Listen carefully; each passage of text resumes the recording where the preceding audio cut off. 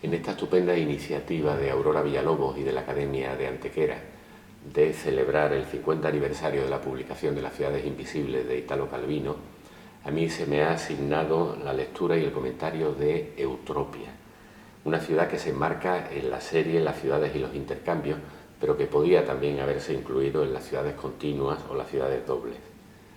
Personalmente, tanto como la descripción de Eutropia, me interesa el maravilloso relato del diálogo establecido entre Kublai Khan, el emperador de los mongoles, y el viajero veneciano Marco Polo, que como embajador suyo recorre todos los confines del imperio para ser los ojos y los oídos del Khan, y en el que se producen dos visiones diferentes, que forman parte de la misma realidad soñada. La del Khan, que espera encontrar el reflejo de tanto poder y tantos recursos desplegados, imaginando su imperio como una sinfonía de ciudades que expresan la suma de todas las maravillas imaginables, y la del embajador, soñando la otra cara de esas realidades instaladas en su memoria, llenas de exclusiones, de incongruencias, de contrasentidos. Por mi propia formación y mi trabajo de muchos años en un sitio arqueológico, no puedo sustraerme a la tentación de introducirme en la poética de ese relato y encontrar afinidades entre esa ciudad visionada por Italo Calvino y otra ciudad primero soñada y visionada por un gobernante andalusí, Abderramán III, pero después construida, hecha pura arquitectura, como Medina Azara. El texto de la Eutropia de Italo Calvino dice así: al entrar en el territorio que tiene por capital Eutropia, el viajero no ve una ciudad, sino muchas, de igual importancia y no disímiles entre sí, desparramadas en una vasta y ondulada meseta.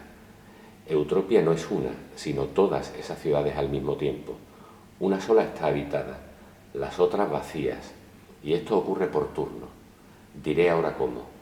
El día en que los habitantes de Eutropia se sienten abrumados de cansancio y nadie soporta más su trabajo, sus padres, su casa y su calle, las deudas, la gente a la que hay que saludar o que te saluda, entonces toda la ciudadanía decide trasladarse a la ciudad vecina, que está ahí esperándolos, vacía y como nueva, donde cada uno tendrá otro trabajo, otra mujer, verá otro paisaje al abrir las ventanas, pasará las noches en otros pasatiempos, amistades, maledicencias. Así sus vidas se renuevan de mudanza en mudanza entre ciudades que por su exposición o su declive o sus cursos de agua o sus vientos se presentan cada una con algunas diferencias de las otras. Como sus respectivas sociedades están ordenadas sin grandes diferencias de riqueza o de autoridad.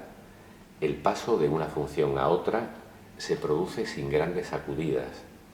La variedad está asegurada por la multiplicidad de las tareas, de modo que en el espacio de una vida es raro que alguien vuelva a un oficio que ya ha sido el suyo. De este modo, la ciudad repite su vida siempre igual, desplazándose hacia arriba y hacia abajo en su tablero de ajedrez vacío. Los habitantes vuelven a recitar las mismas escenas con actores cambiados, repiten las mismas réplicas con acentos combinados de otra manera, abren alternadamente la boca en bostezos iguales. Sola entre todas las ciudades del imperio, Eutropia permanece idéntica a sí misma. Mercurio, dios de los volubles, a quien está consagrada la ciudad, cumplió este ambiguo milagro. En realidad, tanto Kublai Khan como Marco Polo pudieron haber soñado Medina Azara, porque se asemeja a Eutropia mucho más de lo que pudiera parecer. El viajero que se acerca a Córdoba en el siglo X no ve una ciudad, sino muchas, desparramadas entre la llanura y la sierra, entre las que sobresale, por su imponente presencia y su paisaje, la ciudad de Medina Azara, la resplandeciente. Ella misma contiene en su interior otras ciudades, de las que distinguimos al menos dos, el Palacio y la Medina, construidas una sobre otra. De ellas conocemos mejor la vida protocolizada y rutilante del Palacio, que resulta hasta cierto punto engañosa, porque, aunque el pulso parece haberse detenido en él, esta visión es un puro espejismo que oculta una actividad bulliciosa, a veces frenética, repartida en una algarabía de arquitecturas. De la Medina, aún no excavada en sus cerca de 90 hectáreas, solo se encuentra a la luz la mezquita Aljama, que no admite comparación ni en tamaño ni en majestuosidad con la mezquita de Córdoba, considerada la mezquita de la dinastía por todos los emires y califas omeyas. Un pequeño oratorio de barrio, excavado en los últimos años junto a la muralla meridional, nos cuenta la sorprendente historia de una ciudad que fue construida en sus inicios sin un recinto amurallado que la contuviera. El relieve topográfico y la ciencia moderna nos permiten reconocer la forma geométrica perfecta de su muralla y su precisa disposición interior, con grandes espacios urbanizados donde reconocemos calles, viviendas, edificios públicos, zocos en los que vivía y se desenvolvía la población que atendía las necesidades del palacio, y junto a estos existen otros inmensos espacios vacíos dedicados a la agricultura o a las actividades de ocio. Como en la Eutropia de Calvino, todo está contenido en ella, y en ella hay proyectos soñados que no llegaron a hacerse realidad, como la Franja Oriental, que nunca llegó a urbanizarse del todo. En la incesante búsqueda intelectual de la humanidad por la ciudad perfecta, utópica, que arranca desde Platón, el mundo islámico aporta en el siglo X una reflexión capital con la obra de Ibn al-Farabi, titulada justamente La ciudad ideal. En esta obra de filosofía se compara la ciudad ideal con un cuerpo perfecto y sano, cuyos miembros se ayudan mutuamente para hacer perfecta y conservar la vida del animal. Eso mismo sucede en las ciudades, nos dice Ibn al-Farabi, donde unas partes difieren de otras y se distinguen por sus disposiciones.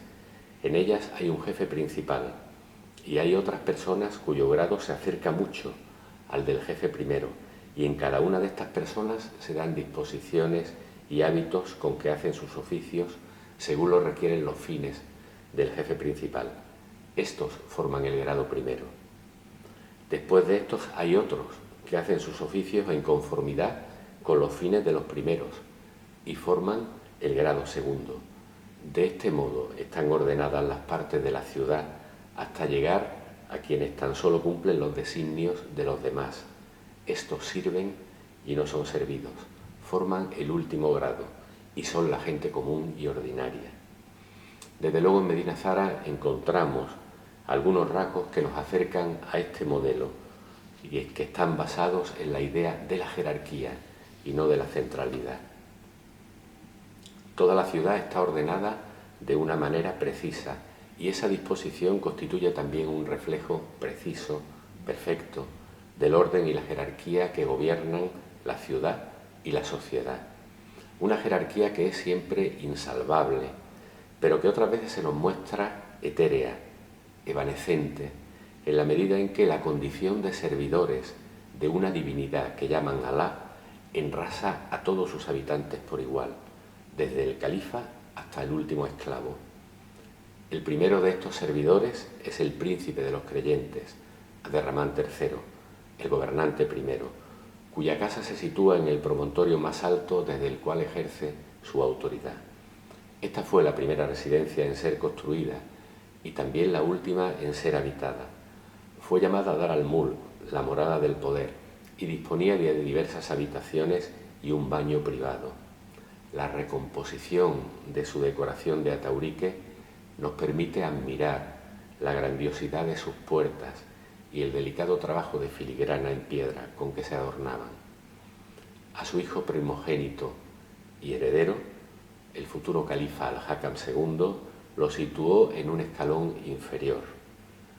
Su casa es la más moderna y la más innovadora de todas las que se construyeron en el palacio, también la más bella, porque dispone de un jardín interior irrigado por acequias y una alberca. En torno a ese incesante rumor y a esos olores se situaron las habitaciones, donde debieron celebrarse multitud de encuentros festivos e intelectuales en los que la magia de la conversación, la música y la poesía surgía cada atardecer y cada noche. Cerca del príncipe se situó la casa del primer ministro, Jafar, con el que algunos poetas satíricos dicen que el príncipe compartió probablemente algo más que los negocios y las preocupaciones del Estado. Y más allá, todo el aparato administrativo, los órganos centrales del gobierno de Al-Ándalus, en definitiva, la maquinaria que hizo funcionar este poderoso y efímero Estado. Pero el corazón que agita la vida de Medina Zara no se encuentra ahí, sino en la terraza inferior que ocupa el llamado Jardín Alto, un espacio con jardín, albercas y acequias que parece querer representar el paraíso prometido a los creyentes. Allí, en dos salones de recepción política que se denominan Salón Oriental y Salón Occidental, situados uno frente al otro y separados por una alberca que refleja las fachadas contrapuestas de esos dos edificios, se representa siempre el mismo acto con diferentes actores.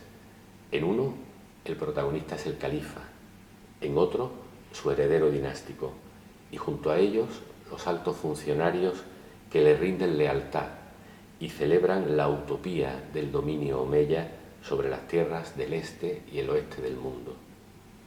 Medina Zara es siempre idéntica a sí misma. El protocolo, la norma, es lo que marca la vida de esta ciudad, el devenir de las horas, de los días y de los años. Cambian los actores, pero no el guión, que se repite siempre a través de la arquitectura, los jardines, los palacios que continuamente se representan. Todo está dispuesto para que ese guión permanezca, y fue justamente el cambio de ese guión cuando los califas ya no eran califas a comienzos del siglo XI lo que llevó a su fracaso y a su ruina. Al igual que Mercurio fue el dios benefactor de Eutropia, Venus fue el planeta protector de Medina Zara, como lo fue de Córdoba y de los andalusíes, y en su doble condición de planeta y diosa, Venus dotó a Medina Zara de un desparpajo en todas sus realizaciones materiales del que carecen otras urbes. Sarcófagos y figuras romanas pueblan algunos de sus espacios más emblemáticos, y su arquitectura no se parece nada a la de otras ciudades orientales con las que con frecuencia se quiere comparar. Y es que Medina Zara es siempre idéntica a sí misma, porque quiso ser siempre diferente de todas las demás.